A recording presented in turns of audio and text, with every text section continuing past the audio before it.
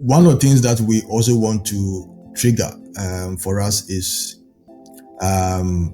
solutions that are developed or created from the continent, because we our context is different. We live in a different environment, and therefore our context must be different. I realized that young people were marginalized in all this conversation. The narrative says that if you talk about vulnerable groups, well, it talks about the elderly, the men, the older men and women. It talks about children. It talks about persons with disability. It talks about young people. But I believe that even though young people are classified as vulnerable groups, they can also become change agents, depending on how we engage them or how we empower them. A number of times people ask me, have you ever been threatened? Has there been a threat in your life? Because it was a big deal, at that time. When at that time we were having serious power crisis in Ghana, companies were collapsing, people were losing their jobs. So government felt that the only way to solve the problem was to build a coal plant, because our energy generation was not sustainable enough. Certainly, creating a warm and engaging introduction for your podcast can set a great tone as a suggestion that combines an upbeat and inviting spirit with any background music.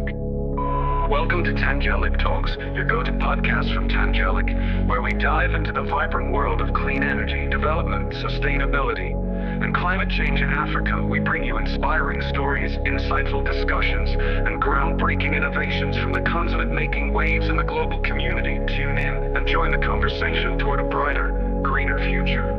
Let's get started. Welcome to Tangelic Talks, a podcast at the intersection of energy, equity, and empowerment, with your co-hosts Victoria Cornelio and Andres Tamez.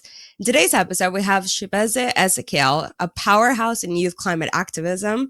As executive coordinator of the Strategic Youth Network for Development, he champions young people's voices in environmental governance. He's a Goldman Environmental Prize Winner for Africa 2020, a board member of 350.org, and a Breathe Life voice champion. From shaping Ghana's climate agenda and just energy transition to guiding global civil society on engaging the World Bank and AFDB, Chibeze's work sits at the intersection of climate justice, biodiversity, and youth empowerment. He's also known as a man who stopped the coal plant in Ghana. So we've got a lot to talk to you about, but welcome to the show. Thank you very much, and happy to be on the show. So how does one find themselves in this space that you're in? How have you accomplished so much? What's your motivation? How did you start this journey? It was, let me say a very good afternoon from Ghana to our cherished viewers and listeners. So it was in 2009 when I got a chance to be, selected by the World Bank and British Council at that time on a program entitled Youth Master Trainers on Climate Change. And that was the first time I got introduced to the concept of climate change. We were, I think we were 7 young people from a couple of African countries that were taken to Abuja for that training. And we're given that kind of, knowledge, concept, climate change, and why it's important to fight climate change.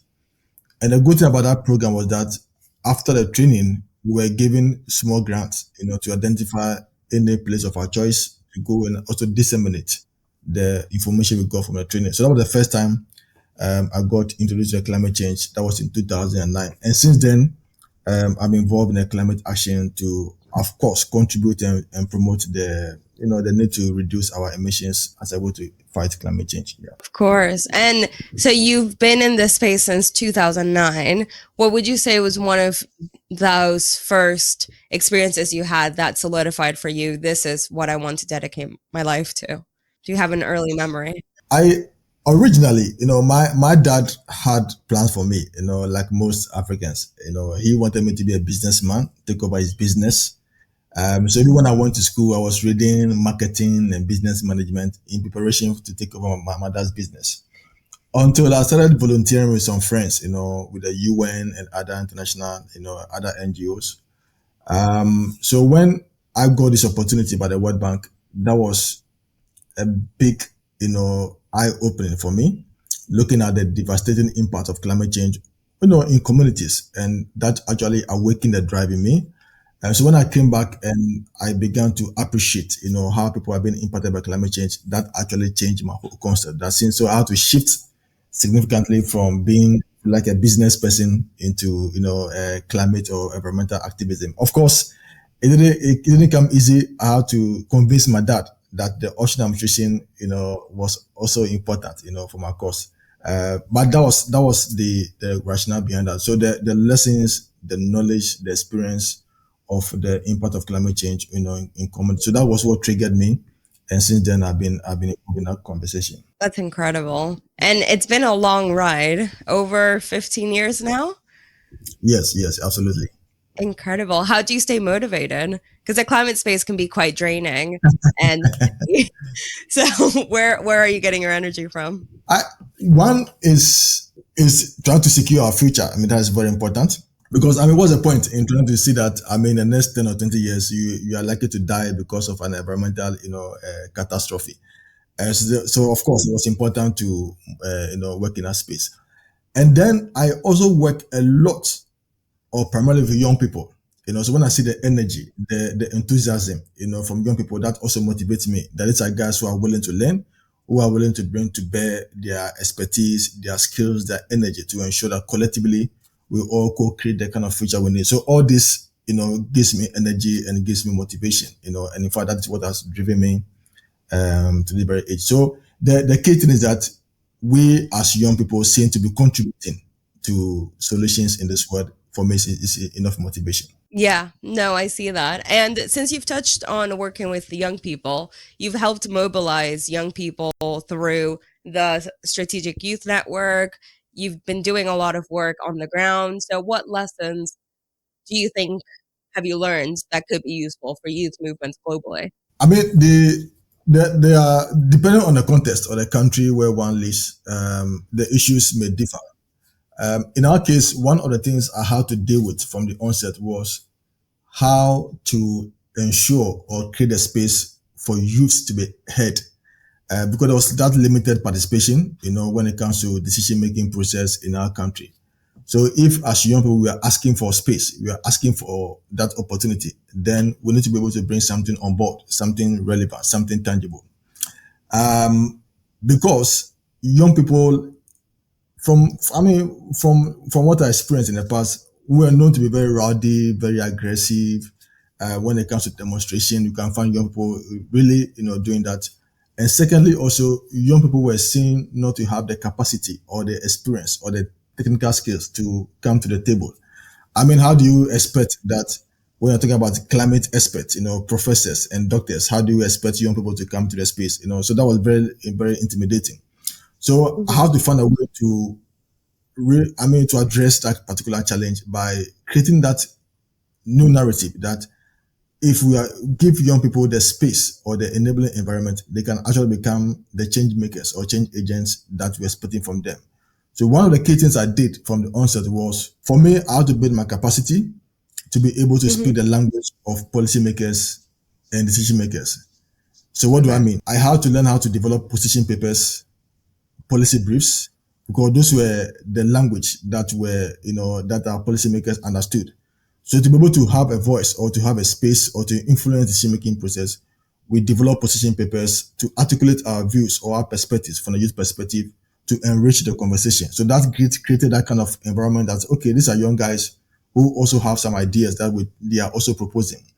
And secondly, the other approach I adopted was not to be seen to be antagonistic, not to be seen to be against government all the time. And that's one of the mistakes a lot of young people make because of activism. When you say no, then be prepared to offer an alternative. Don't say no and leave it hanging.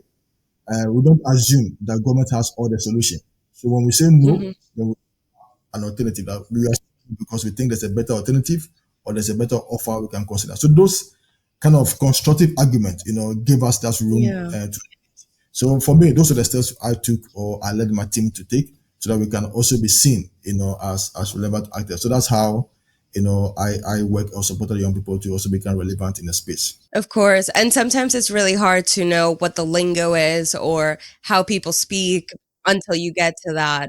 room and you start reading the room, right? And that's the whole thing.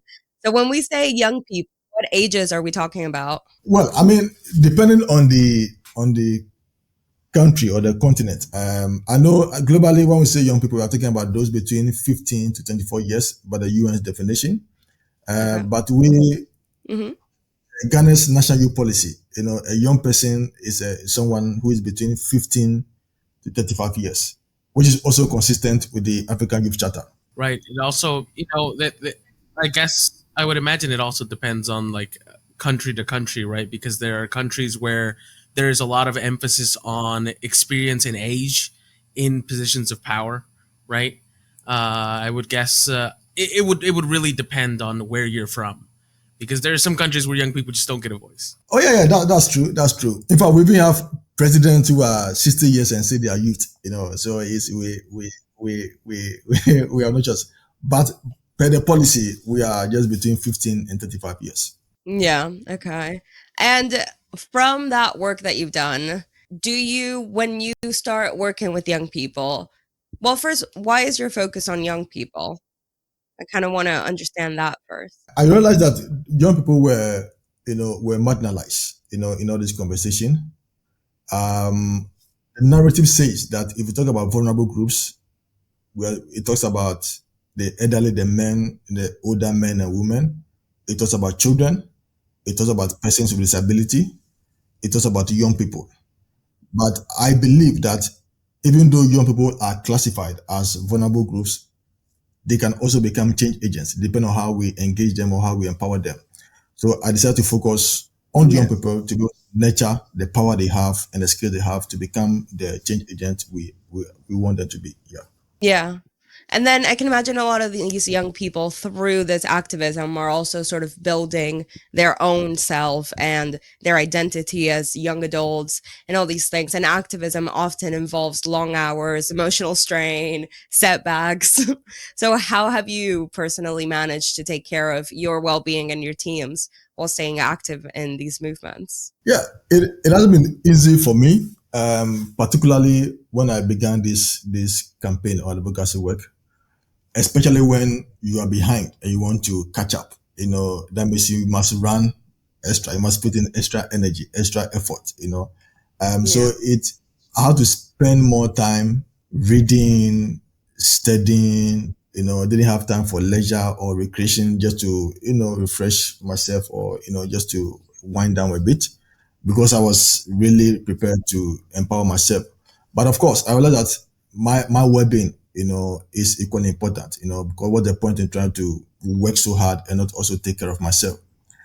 So when I got to a point where I had been able to establish myself in the space or to demonstrate what I can offer, I felt that to be able to sustain the gains I'm making, there is equally important that I also make time for myself and be able to take care of my well-being. So I spent time resting, exercising.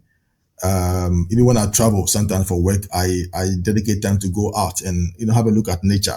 Just to go to the beach, to the seaside. Just to get fresh air. Just to chat, to sing, to dance. And all that. So those are ways of me trying to refresh, myself from all the stress that comes with advocacy. So that's a conscious effort, and that's something I also do encourage my team members to do. Yeah. And do you think that helps with preventing burnout while still being committed to the cause and sort of taking that step back to enjoy life? Because I think a lot of activists kind of get wrapped up in, if I'm fighting for this, this is my full time forever thing. How are you able to disconnect? Yeah, I think it's very much important. Years ago, I didn't understand when people go on leave. When they are working, they say they're going on leave. I didn't understand why should you go on leave when you're working.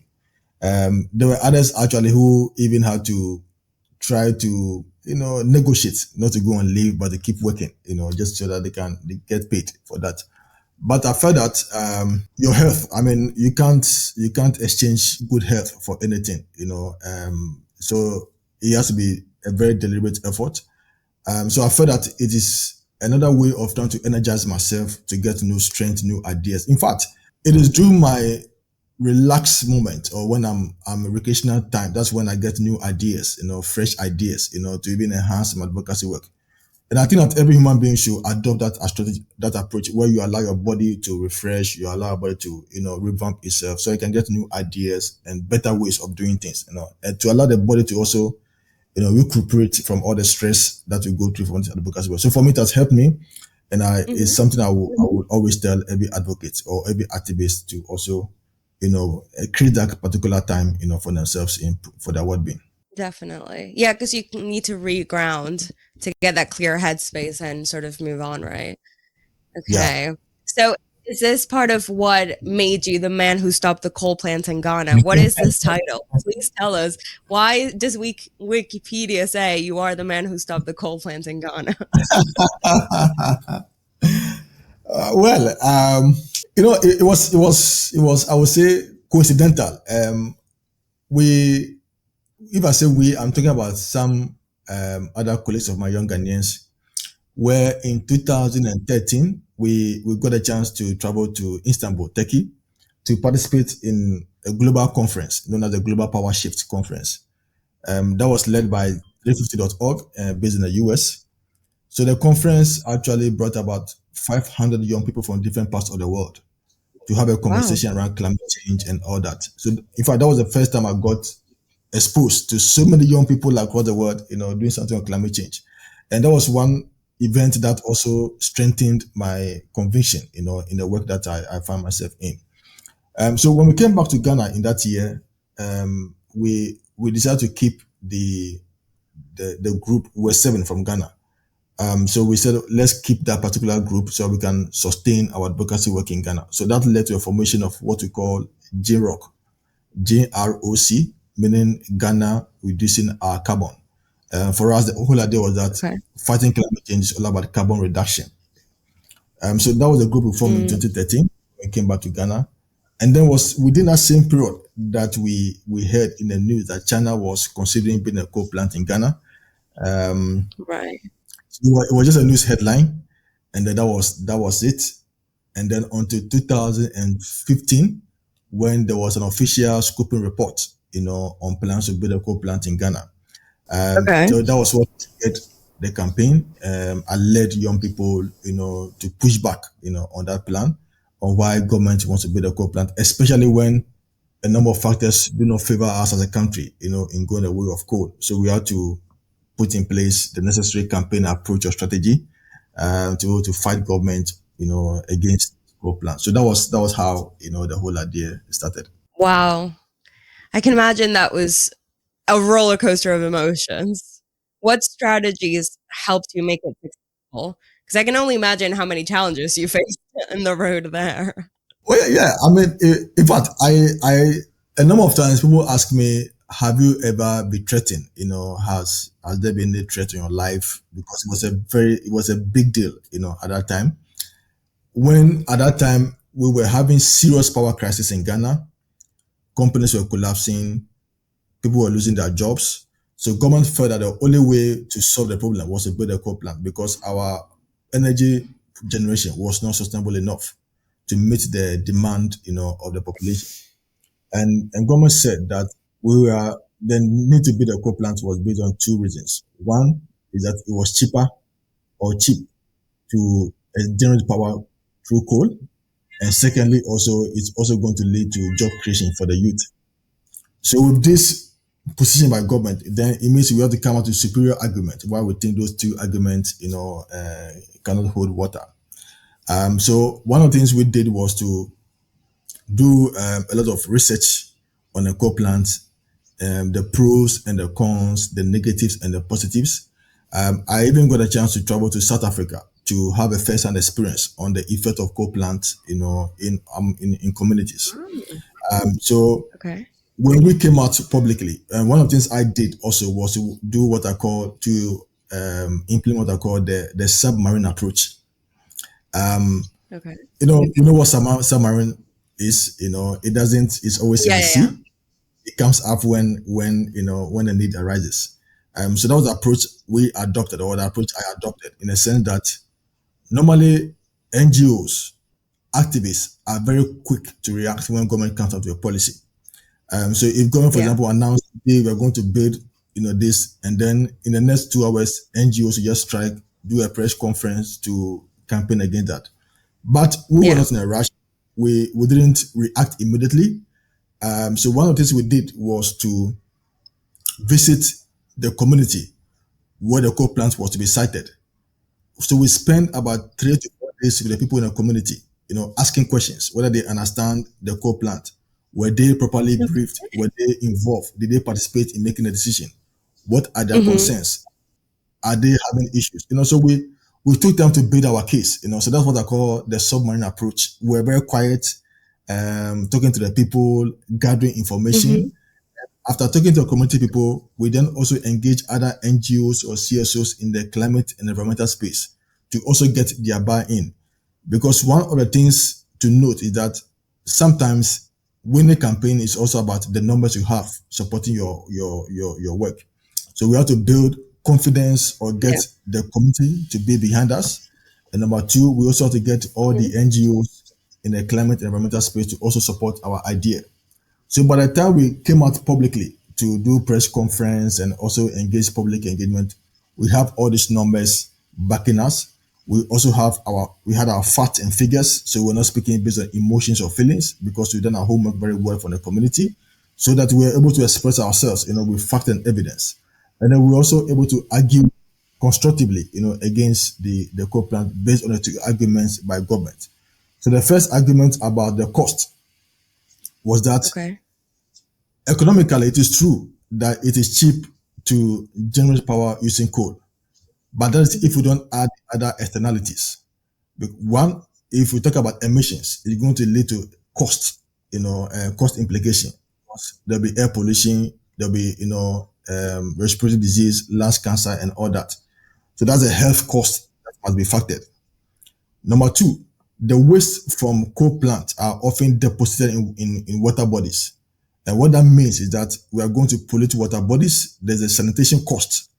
In our part of the Mm-hmm. world, people depend on the water for cooking, for bathing, for washing, and even animals drink from this, Mm-hmm. water body. So that is a cost element we must also factor.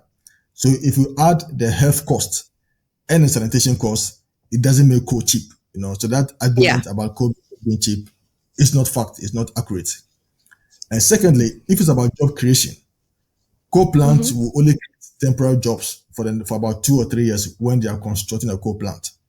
Once the coal plant is built, they are going to be laid off, because they don't have the skills to manage the coal plant. So if it's about job creation, then the coal plant cannot guarantee jobs for the young people. If it's about jobs, then we think that clean energy or renewable energy can create more jobs for young people as against coal plant. Because with solar alone, there's a job element when it comes to building the system. There's a job element in terms of installation. There's also a job aspect in terms of maintenance. So if you look at the value chain, renewable energy creates more jobs as against coal. So therefore, that argument again is not accurate. So those are some of the clear arguments we have to make, for government to back down on the coal plant. Yeah, you sound like a businessman. I think your dad was onto something. Because that's exactly how you speak in business. You're like, it's actually not cheap. It's more expensive than you think. And no, you're wrong. The thing you want to do isn't going to work. It's in there. The businessman is in there. That way you were raised is a big plus, right? It was a big boon. It allowed you to negotiate in ways that, like you mentioned earlier, young people are too passionate sometimes, and we'll make ourselves look bad and our causes look bad by being reactionary. And the way you approach this is very systematic. You were like, see, these are your arguments, and then this is why they don't make sense, because they only make sense if you're not thinking about the future. They only make sense if you don't care, right? Yeah. So that, Yeah. that's really cool. Yeah. Thank you. Thank you. Thank you. And I really like what you mentioned about local communities because, of course, you're right. If you're running to put out a press release, who did you talk to besides the person who wrote the press release? And that's about it. So, when you think about building momentum around climate campaigns, what role do local communities play compared to national, international actors like NGOs and these kinds of entities? For local communities, even for us as NGOs, I realize that more often than not, we usually don't involve them. We tend to speak on their behalf, without allowing them to even speak, by themselves. But they have a very important role to play in all this conversation, because as host communities, they should be seen to be at the forefront, of all this conversation, because they live in that environment. They understand the issues better. They can better articulate themselves as against we. Our role is to support and help them to be able to, express their views. So in terms of importance, I think that local communities are very, they are very critical in this conversation, and therefore for us, we do not downplay, on that, and we always involve local communities, because we also need their buy-in to be able to push, our cause. We cannot speak on their behalf without their consent. They must also give us their consent, and also even help them to come out with their own solutions. And that is one of the new things we are doing now, where sometimes we underestimate the knowledge of these local communities, because some of them, or not some, but all of them, have their own indigenous knowledge, which we need to tap, which we need to nurture. We need to find a way to even modernize. If we want to modernize, that's fine. But we can't just throw away their knowledge and assume that they are uneducated or they're illiterate. So the whole idea is that how do we also allow them to create their own local solutions to be able to manage, the issues that they are confronted with. After all, they have lived in that state for hundreds of years without any problem. And Yeah. it's us who claim we've gone to school creating the problems now. So ideally, it makes sense to also tap into those knowledge, how they're able to sustain the environment for thousands of years, until we came in the name of modernization or industrialization, to start polluting the environment. So for us, that is the relevance and importance we place on local communities. Yeah. And then do you guys kind of serve as a middleman, so to speak, when it comes to engaging with policymakers and institutions? Because sometimes it can feel very distant to people when they have expressed this concern. And then it takes however many steps before anything is done. And they don't even know who the person to speak to is. So would you guys be kind of that bridge between the local communities and the institutions that actually can change things? Yes, that is the current norm at the moment. Mm-hmm. But moving forward, we think that we need to create a system where there can be equal representation of community Right. people. Yeah. So one of the things that at least we've done a bit of that, in terms of the how we are managing our oil revenues. There's a system or a committee in place, which is not a government, is an independent body known as the Public Interest Accountability Committee. So that committee is responsible for tracking how government spend our oil revenues. So members of that committee include, traditional leaders, so they can also have a place to also, make their voice heard. And that's a, a concept or a model we're also trying to replicate when it comes to youth participation from communities. That there must be a model where if we are forming a committee or there's a group being formed or a working group, there must be representation from the community so they can have first-hand information to also, contribute and make their voices heard. Of course. Yeah. And I can imagine in these communities, well, when you speak about community and we say local community, is it specifically the people that are affected by the issue that you're campaigning against? Is it a wider societal thing? How do you decide what community and to what extent, like how far into the community you speak to people? No, depending on the issue or the purpose of whatever we are doing, if it's about campaign or public awareness, of course, it's generic. So you want to reach out to people, who may not be directly affected or impacted, but you're just creating awareness about an issue you want them to know. But if it's so, for example, the coal plant, we had to go into that community specifically, because that was where the coal plant was to be sited, because it's going to affect them directly. If it's about mining, gold mining, now there's this issue of mining lithium, because Ghana discovered lithium as part of energy transition. So one of the things we intend to do is to go into that community where some of them are likely to lose their farmlands, their source of livelihood. So we can also help them to be able to demand what is due them in terms of their compensation. So those are direct people who are directly impacted by state policies or government interventions.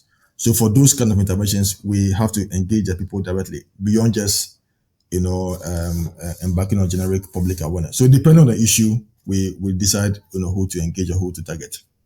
Yeah, that's fair. And within this space, have you seen um any examples of activism across Africa or beyond that you think sort of demonstrates the power of well organized activism to create change? Is there a blueprint we can follow? In Africa, I've seen a couple of campaigns within a continent, but usually, they are, I would say,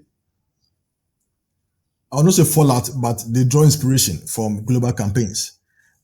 I'm sure you are familiar with Fridays for Future campaign, which was triggered Yeah. by so the other colleagues, the African continent, who are also pursuing that similar campaigns in their respective countries. I know other youth platforms, within the continent are working towards that. But it is one of the things that we also want to trigger for us is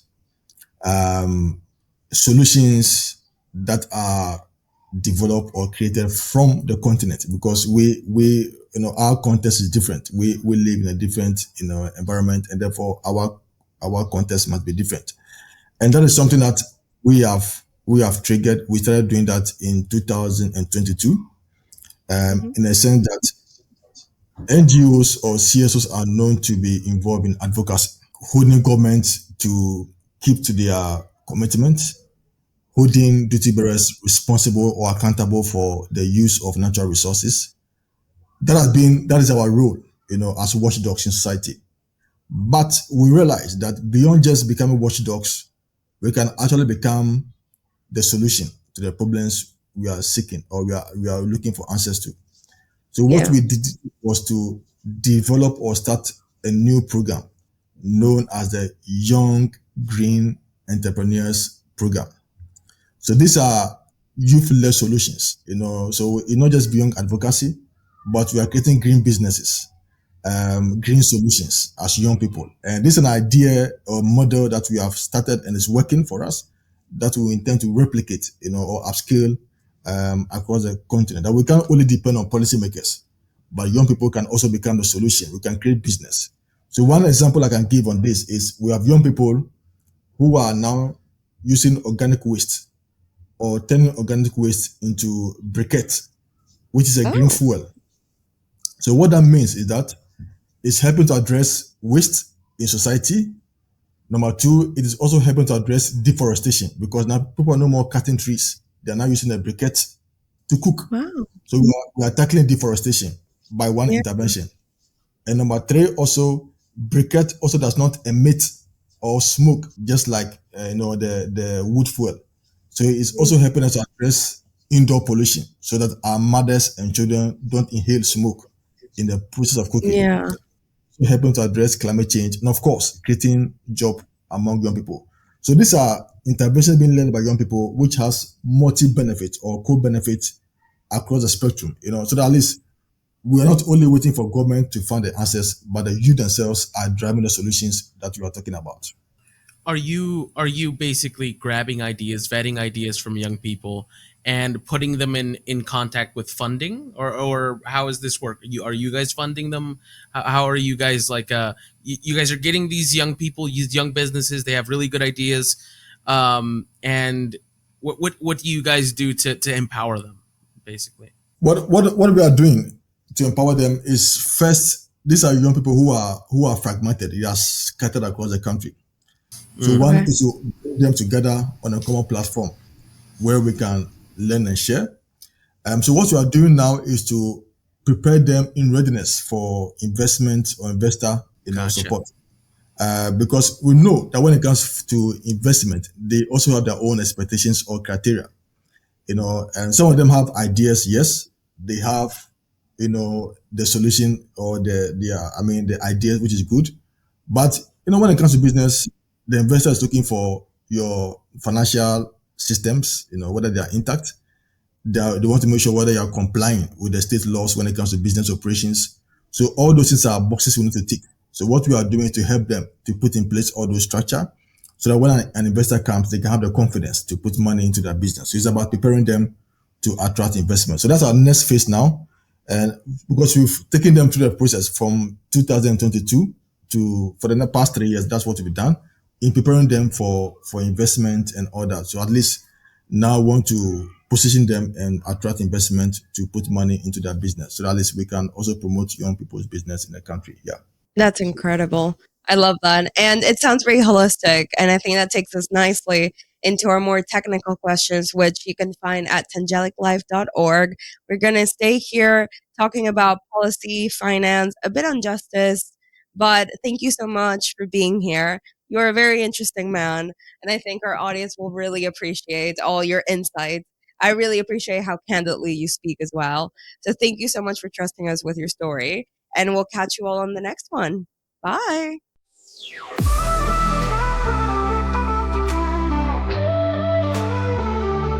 Let's talk power, let's talk change. From rural lights to brighter days. Equity rising, voices strong. We're building tomorrow where we all belong.